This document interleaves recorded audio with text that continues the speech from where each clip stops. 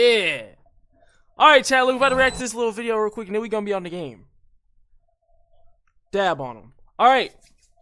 17-year-old killer leaves bodies, multiple, plural, in local dumpster. First of all, bad aim. First of all, terrible hiding spot. Let's get right into the video, chat. Shout out to Dr. Insanity, man. Police are at the Morning Tree Park apartment complex after reports of a dead body in the area. Lying next to the dumpster is a body with multiple stab wounds so brutally beaten that it's nearly unrecognizable. You have a good face shot of the guy? Not a good face shot, because it's like That's why I was associated. Green light, A-Train. Officers We on that. immediately suspected that one of the tenants in the complex was the killer. It's 20 but minute, 20 they would minute be horribly wrong. There's like blood all over the ground by the dumpster, and that his head looked like a smashed watermelon. Beat the f out of him and then stabbed him in the butt. That's when he started getting him. He hit him a couple of times and then stomped him a couple of times. A violent, unpredictable team. How many witnesses? Okay, so this dude just crashed out. He wasn't trying to hide. Well, I guess he was semi trying to hide him in a dumpster, but he got like 16 different witnesses. Who is this killer guy? was on the loose, and police needed to find him before he murders again. Step out of the apartment now. You are surrounded. doors open. Police department! In the early morning of July 30th, 2023, Lakewood police received a call from the Morning Tree Park apartment complex. The caller reported finding something next to a dumpster, describing it as gruesome. Officers were quickly dispatched to investigate. Where they say this was So at? who was the one that saw him? Who called? You did, sir? Me. So what happened? What did you see? Yeah, he definitely Like, seen how some did this shit. all- Okay, me and her, was kind of like dumpster digging, right? And I see this. Chat, before he even said he was dumpster digging, I already knew it. That's the first thought. He was probably in there trying to get some. There is some stuff in there. I'll be seeing the little clips on TikTok. People finding like, it might be fake, but people be finding like iPhones and shit. That's probably cap though, because I'm pretty sure these brothers right here probably finding like used condoms and diapers and shit, most likely. You know, we can have the dumpster. So I went in there, and I see his body in there. While dumpster diving, Ted had come across blood leaking out from under the dumpster. When he looked inside, he found an elderly man lying lifeless, Damn, an old man? bloodied and beaten until his face was no longer recognizable. What? Officers now needed to identify both the victim and the person responsible. Fortunately, there was someone at the complex who could help them with the former. So I see his blood. yeah, so I'm just trying to figure out if you might. Sounds like that he's one of your residents. I can look. This is Ryan, the apartment complex manager, and he's going to be vital in finding out who the victim actually is. Because we don't have an ID, right? No, we don't. Okay, so No, we- let's. Oh, that's not right there. For now. So we recognize this guy. Obviously, it's not the best picture, but we think you know who he is. Possibly. If I can see the picture again, it'd be better to identify now. How about you just give me the name? I can bring up DOL. He wouldn't be in there. What's that? He wouldn't be in there. Well, I'm sure he'll have some kind of ID. No, You don't think so? absolutely not. Never? No. Okay. What? He's a really nice guy, actually, though. I mean, I had a relationship with him, you know, like friend-wise. He won't. He don't have no type of identification in no type of system. So my boy's off the You don't grid. even trust like anybody with like social security cards or anything. He won't sign a lease. So he'd probably be about 63, 65, somewhere in there. He's partially African American, but he's really light skinned. Skinny, tall. Yes. Skinny. Yeah. Yeah, that could be Leonard. What's his last name? And we're working on that right now. Well, they're turning their computers on right now, right? You want to come with me? I can just give you a key. I'll give you a ride over there and ride back if you want. No. We'll drive over there to go check on him. But yeah, but she's still trying to pull the data. birth Yeah, and but I stuff. can pull a key for you and she'll get that. Yep, we'll go check on him. So All right. A9, I will meet you over there. I'll meet you. Yeah. The officers finally had a name, Leonard. Leonard. But that doesn't solve their biggest problem. According to the manager, Shout out Miles Leonard, Portland Trailblazers. Leonard suffered from extreme paranoia and refused to have any form of identification associated with the government. Without proper identification, the investigation would soon become a lot more challenging. Still, officers would search their system, hoping something might come up. Find it. I found a couple. We just have to start running them for. Any DOL or prior bookings or anything? There's bookings. That's 2019. okay. Now he's dealing with crap too. Okay, we're gonna go to A9 and see if that. So he this really guy's ain't there. in no type of system. Okay. So Megan, no, do you mind talking to my partner? He's the one that's primary. Okay. We're gonna go check that apartment that you gave us. Make sure there's no one in there. But if you want to sit down and hang out, Okay. Wait. Okay. Why did she just spawn with a rooster? Where did the rooster come from, and why do you need him here? Shout out the rooster. He looks clean. He looks tasty. That might be a chicken, actually. What is that animal, chat? I don't know. I get those. I get turkeys, roosters, hens, and yeah, all confused. So, and chicken. While officers continued searching the database for possible matches, others why went the to check the little- why my supposed camera victim's bugging? Hold on. apartment, and with help from the manager, they quickly got the key. Okay, now it's not bugging. Okay. Odd. Leonard, Lakewood Police, we just need to know that you're okay. If you want to, we'll just announce for Leonard. Yep. I could yell for him. No, both can. Go ahead. Hey, Leonard! Leonard! If you're in here, let us know. After a quick look around the apartment, Leonard was nowhere to be found. At the same time, officers had just matched the victim's face to Leonard's image using police database. So there was no doubt now. The victim was 64-year-old Leonard Williams. Damn, he's 64? Neighbors He and looks staff like he's described about Leonard as a 38 or friendly something, and bruh. compassionate person. Although he often kept to himself, he was known to be extremely kind to fellow residents. But the investigation was far from over. Officers still had to determine who was behind the brutal attack and why. Back at the scene, one officer had discovered some crucial evidence that would bring the police one step closer to the killer.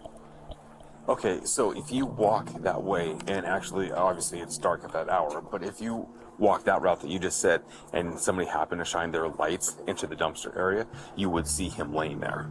Was there any trash outside of the dumpster area, the path that you guys would have walked?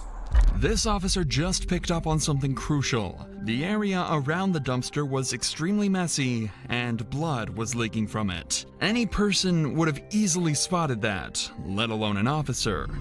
Turns out, just 12 hours earlier, police had been dispatched to that same apartment complex on a noise disturbance complaint. The call was made around 8 p.m., and the responding officer's dash cam shows him returning to his vehicle by walking through the side path. The exact one that leads up to the dumpster where Leonard was found. The officer Okay. didn't notice any leaking blood or hear suspicious commotion, which means that whatever had occurred had happened after the officer left. From this, the timeline of the murder was vastly narrowed. But more importantly, the disturbance call that the officer responded to had been made about a group of teenagers from the apartment complex unit J54. According to the manager, this group was well known for partying several days of the week and not paying their rent on time. However, little did they know that the police would catch on to what they were doing at Hold on.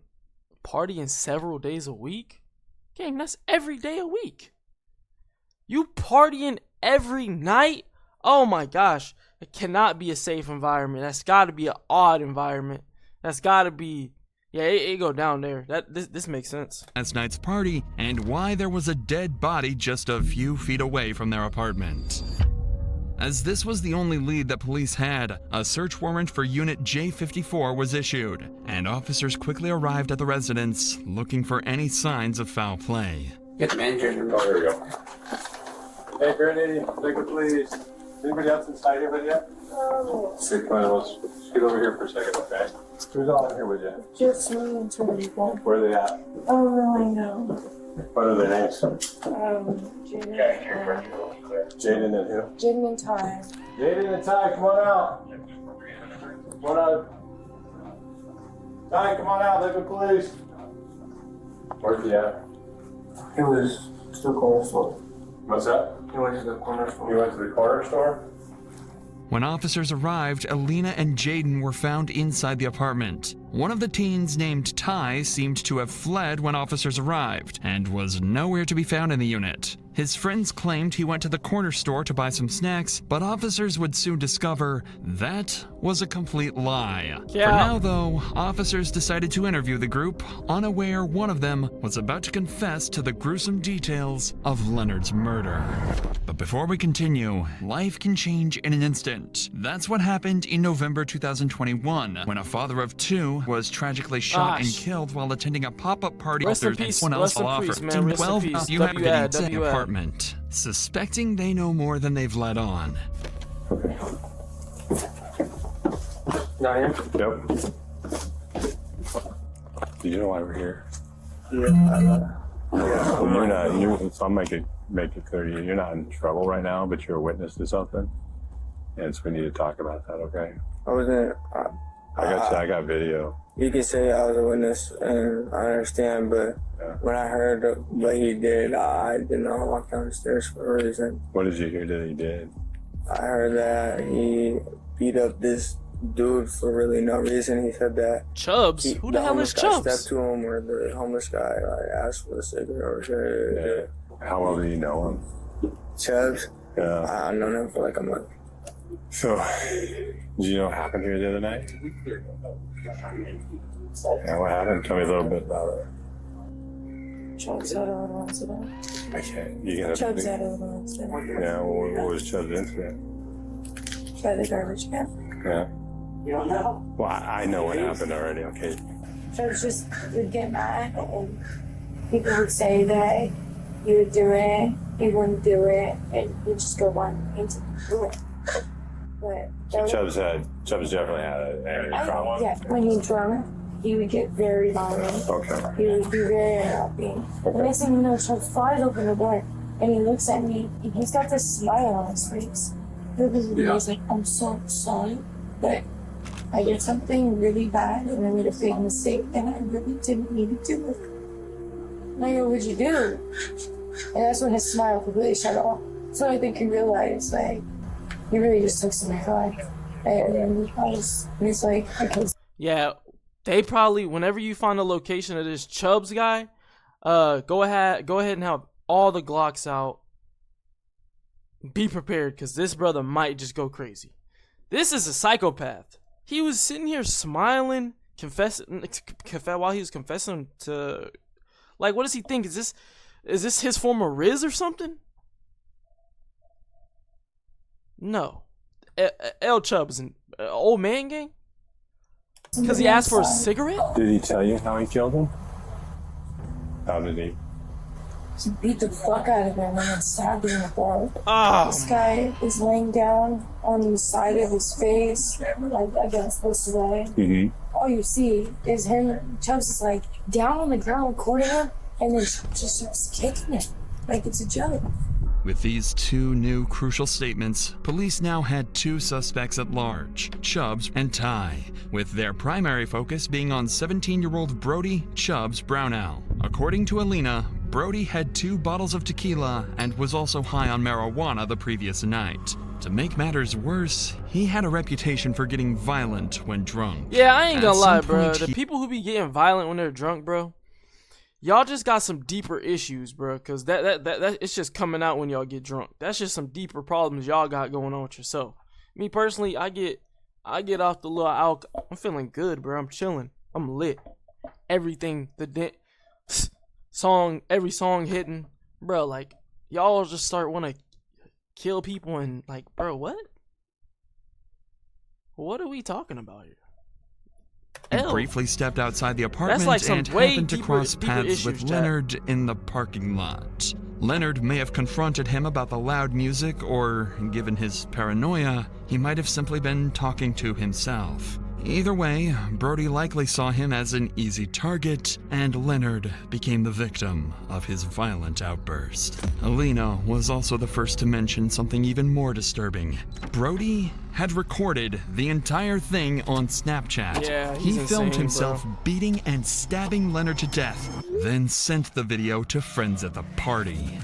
With Brody as their prime suspect, officers remained on high alert, going so far as to request air support in search for him. In the meantime, police were notified about a male who was running around the Morning Tree complex. He was identified to be Trey Crystal, or Ty, the one who fled from Alina's apartment when the officers had arrived with the search warrant. Shortly after confirming his identity, he agreed to speak with detectives. Detectives needed to determine whether Ty had played any role in the murder, and if he knew where Brody was hiding. Just tell me a story. Just take me from the beginning to the end. What happened that night? Yeah, he ended up really drunk, and then he was like trying to fight everyone at the party, but no one would fight him because either they would win and then he was like backing down or stuff like that. Okay. So he couldn't fight anyone there. And so he went outside all mad. And then there was this homeless dude or whoever it was walking by. And then he was like, oh, keep stepping, keep walking. And then the homeless dude was like, all right. And then he was like just walking away. And then Chubbs just started getting mad and then just like ran up on him and punched him. And then he just started stomping on him.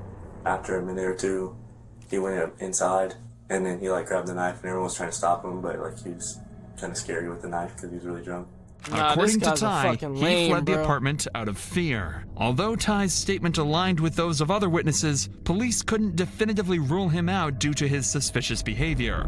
But for now, their priority was Chubbs guy finding is a Brody. fucking While the lame, search man. was still ongoing, officers interviewed everyone who knew Brody to find out where he might have fled, including two of his best friends, Miguel Ventura and Dakota Johnson. I ended up going, basically there was a party posted up that was over at one of our female friends, Britt's house. And eventually, Chubbs, I guess he stormed outside. He got really upset. He was drinking 1800 at the time, like tequila. There was someone standing by the garbage cans and he got really angry at him because I think they were staring at him. He just got closer to him and I think the dude yelled something at him and then he just started swinging on him. I get down the stairs and then that's when he started getting him. He hit him a couple of times and then stomped him a couple of times, and by that point, like it was too much. Like it was just a lot. I grabbed him by his chest and everything. I tried to pull him. Was there anybody else that was hitting the guy? Was there anybody else kicking him, hitting him, punching, stomping him? And you had text messages with him shortly after. Can you kind of explain to me about those text messages? It was like the Now hold on, I'm not gonna lie, dude's little nod right here. I don't know if I believe that, Was there bro. anybody else kicking him, hitting him, punching, stomping him? And you had text messages I don't know, with him he might have a shortly little after. secret. Can you kind of explain to me about those text messages? It was like the day after he had done it. Okay. He did coke and he beat the crap out of this guy and killed him and stabbed him in the neck, and then there was like blood all over the ground by the dumpster and that his head looked like a smashed watermelon. He told me that he tried to put him in the trash can himself, but he couldn't do it. So that's why he stabbed him in the neck. While officers continued interviewing witnesses, Brody had just been located hiding in his family home 40 minutes away in the city of Yelm. A SWAT team quickly descended on the residence, ready to take Brody down if he made any wrong move. All right, hey, you three, if there's people milling around up front, we're going to detain them right off the bat, so be ready to go hands as soon as they move up. They run or we're letting them run, right? Yeah. All right, we're capped. Bat team's rolling up. Oh my gosh, SWAT team full pursuit, bro. Male in the stairwell. Dom, it's his first entryway right here on the right. Hey, move up. Move up. I want to be able to see that door. Hey, let's bring it back here. No sense in standing out there. No sense in standing out there. There we go. All right, I got hands on her. Okay. You got cuffs? Yep. Okay. All right. All right, step this way. Just keep your hands up. I want you to set your phone and your drink on that little concrete barrier right there. You need a set? Yeah. Now I want you to step out to me. Come on. Put your hands on your head, flip around, face the building. Okay. We're good for right walking now. down. We're just detaining one more. Hey, come down. Set it down right there. Now put your hands on top of your head and step over to me. I appreciate your cooperation. I don't know what's going on. I'm like, what the hell?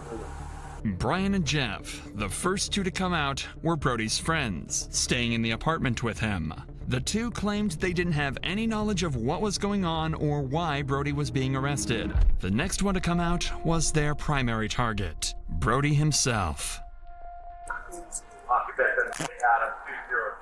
Remember, I took a study of that. You guys can even hang here. We're just going to send an entry team up. Just want eyes on them. Okay. Hey, Jay, just for your knowledge, cell phone and Sprite belong to white t-shirt. Cell phone and what he was holding, black t-shirt. Okay. All right. Good? Kevin, who we got? Ryan, Casas, Mike, and I are going to move up. You guys hold the windows. Hey, that's primary on Yep. there. Primary right there. All right, black shirt. Start walking this way. Start walking this way. Keep walking, keep walking, keep walking. Come here. Walk to me. Face the building. Put your hands on your head. All right, primary's in custody. Brody was finally escorted from the house and delivered into the hands of justice. He was charged with assault and homicide in the first degree. He had originally pled not guilty, receiving a bail of $1.5 million. Neither Ty nor anyone else at the party was charged, as the Snapchat video clearly shows that Brody acted alone, consistent with witness statements. Although the exact motive for the murder remains unclear, Brody's extreme intoxication and well-documented issues with aggression led to the tragic death of a kind and gentle person. Following his initial hearing, Brody returned to court and changed his plea to guilty. He received the maximum sentence of 25 years in prison. GG's for Brody. He deserves it, bro. Lucky he didn't get the death penalty, man. Yo, rest in peace to the old man, Leonard. Shout out Miles Leonard for Portland Trailblazers. YouTube, like, comment, subscribe, put the post notifications on. We gone. Peace.